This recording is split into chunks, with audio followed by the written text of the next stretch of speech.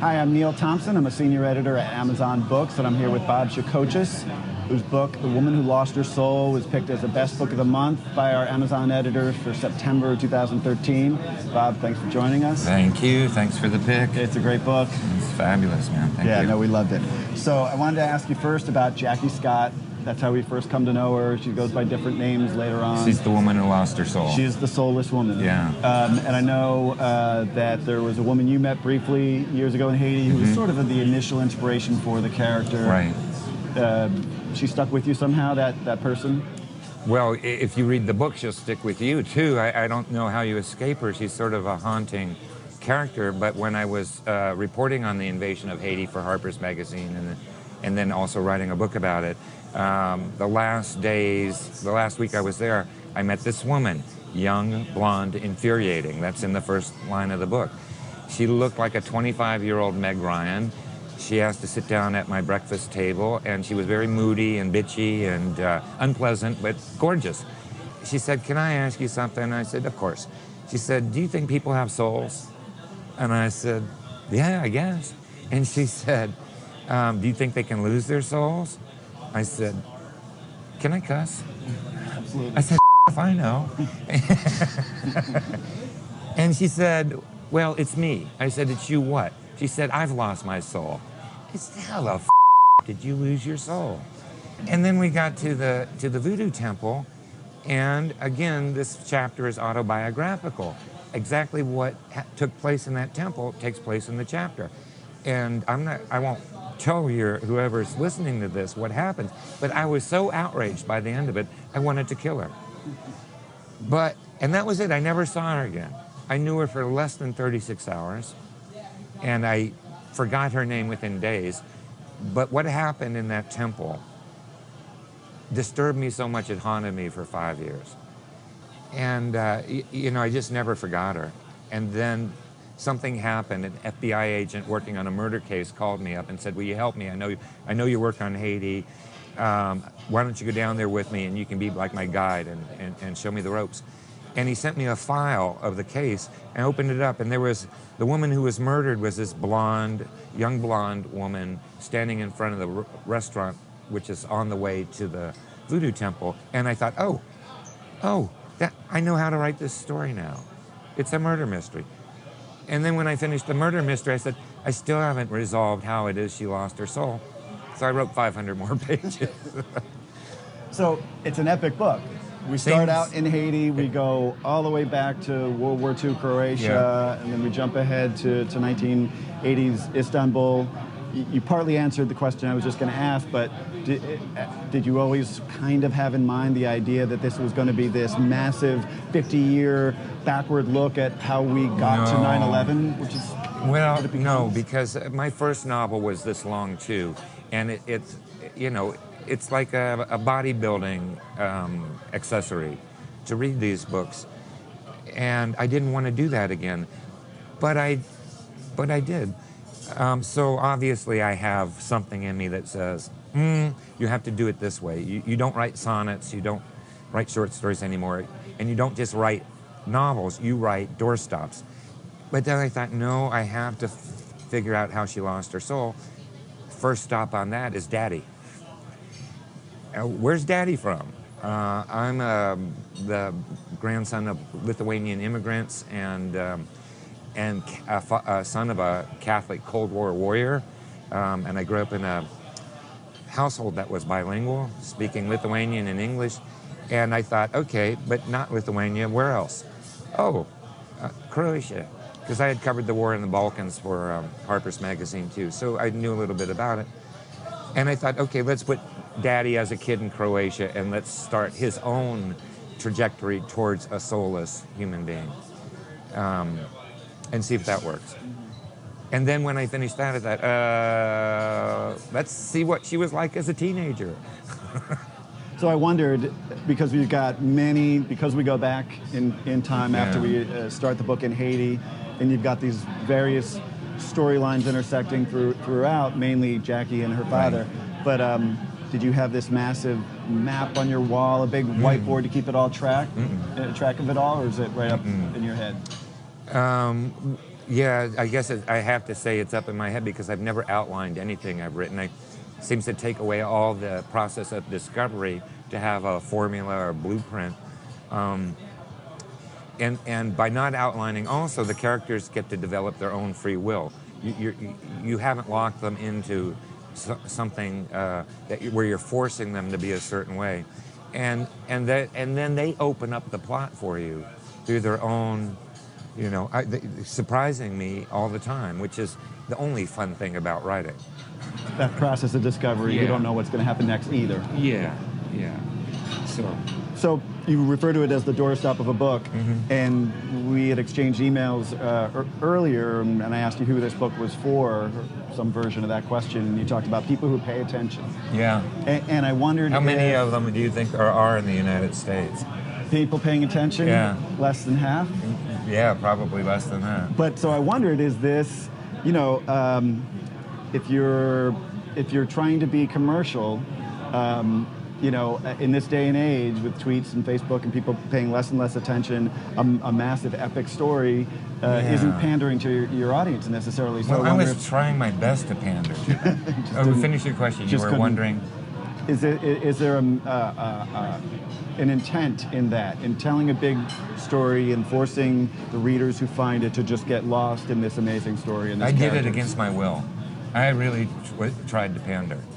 Really, if I had just stopped with the murder mystery at 300 pages, I was like, yes, I finally have matured as a writer. I know how to pander finally. You just couldn't help yourself. No, because once you get going, you don't know where the natural end of it is going to be. And when I got to it, I'm like, oh shit, it's 990 pages, but it's ended.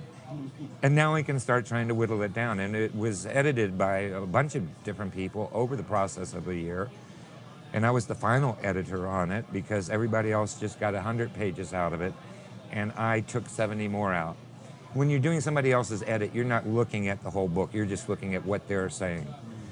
And that took out 700. And then I went back because Grove Atlantic was still like, well, Bob, we just want it to be the best book it can be. But it's so f***ing big. Can't you cut out another sentence? Oh yeah, you bet. So what I love about the book is that it's many things at once. It's a murder mystery, it's espionage thriller, totally war story here and there, a little bit of a love story, but I think I found at its core it's a messed up family story, really. It is. And how that family affects everything around them. It is, and we've had plenty of messed up families in the White House, haven't we? Right. And a messed up family, look, if a family can't get its shit together, how can a country get its shit together? And one's a microcosm of the dynamics of the macrocosm. It's really hard for people to be collective and live together happily, and and that extends all the way up to the government level and the bureaucratic level and the level of power. And when up people get in power, it's just like having up daddy. Wow, daddy's really, really messing things up today. So you spend a lot of time exploring the people in power, the golf buddies. I grew up with them. You did? My own father started the International Town and Country Club. My own father got chastised by the Washington Post for doing unsavory stuff with the CIA. These are all people I grew up with. I grew up in McLean, Virginia, and all my high school classmates' parents worked for the CIA.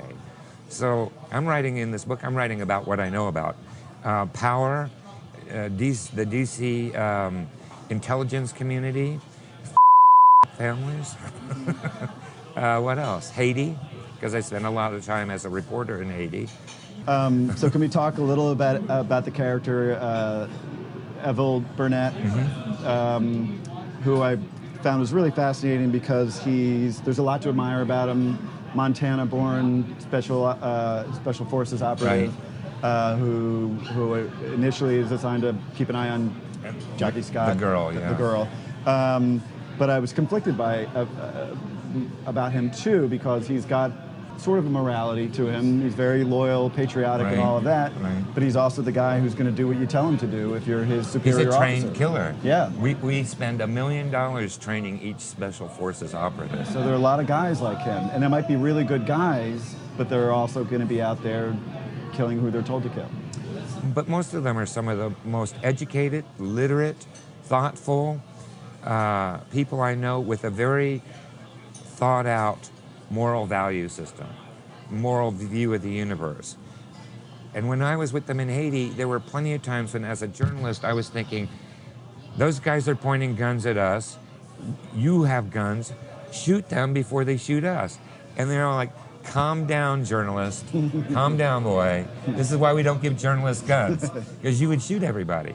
We'll just talk our way through this. The whole time, they are locked and loaded with their laser points on the bad guys with the guns, but they're not shooting. It's like, whoa. So we don't want to shoot them. We want to talk them down here. Okay, but can't we shoot one? So what were your thoughts on Evel? Was he... He's a composite of a lot of three really wonderful men I know in the Special Forces. And did you feel he was sort of the moral core Absolutely. of the story? Absolutely, because somewhere in America is that moral core that really does not want to go around the world killing people. And these guys, they're trained to protect us. And they know what their job is, and they agree with their job. But they also think that what America has been doing since Vietnam is bullshit. And they're the ones who suffer the most for it. But they do their job. But it's never the military's decision to go overseas into a conflict. It's politicians' decision. I happen to agree with our own attacking of Afghanistan. You can't have those buildings come down and say, please don't do that again. That doesn't work. I happen to think all war is a crime, and I happen to think that not protecting the people you're obligated to protect is a crime. So you're stuck between two crimes. Choose one. Well, and there's a lot of that hate and fear throughout the book. Yeah, and there's a lot of that in America now, and it's so disturbing and shocking and saddening. So much hatred in America now. And John Irving just wrote me a letter today an email, because he's a good friend of mine, and he finally read the book, and he said, that's it. That's exactly what the problem is. You cannot hate your enemy as much as your enemy hates you, or you're no different than your enemy. So who are the good guys? I don't know. We're not good just because we think we're good. And we've caused a lot of horror in the world lately. And that's the problem. Did you feel sad or angry when you got to the end of the book? Or relieved that you were able to tell the story the way you wanted to and sort of convey some of these feelings that you obviously are passionate about? Yeah. Everybody in your life who has been affected by you writing the book for 10 years is very relieved that you finished the finally. But for the writer, at least for me, it's in like taking a grief pill. When you know you have that last line and you know the book is finished, and maybe you'll do some editing, but to know that you've actually finished it, the first thing that happens is you've had an imaginative life for 10 years that includes people that you had to feel were real, or the reader would never, experience them as real. And now they're dead, or vanished, sucked off into the abyss. And it's really hard to stop living with them, but that's it. They're not yours anymore, they're an audience's. And that, that begins a mourning period, a grieving period, a feeling of bereavement and loss that isn't so easy to bat away. Well, it's a phenomenal book. Thanks, and man. it's going to resonate for a long time, I think. And, I hope so. It resonated with us. It means a lot. There's a lot going on. So thanks for talking to us about it. Thank you. Appreciate it. Let's have another drink. Yeah, when we lost your soul. Let's get a drink. Thanks, Bob. Thanks, Neil. All right. So much.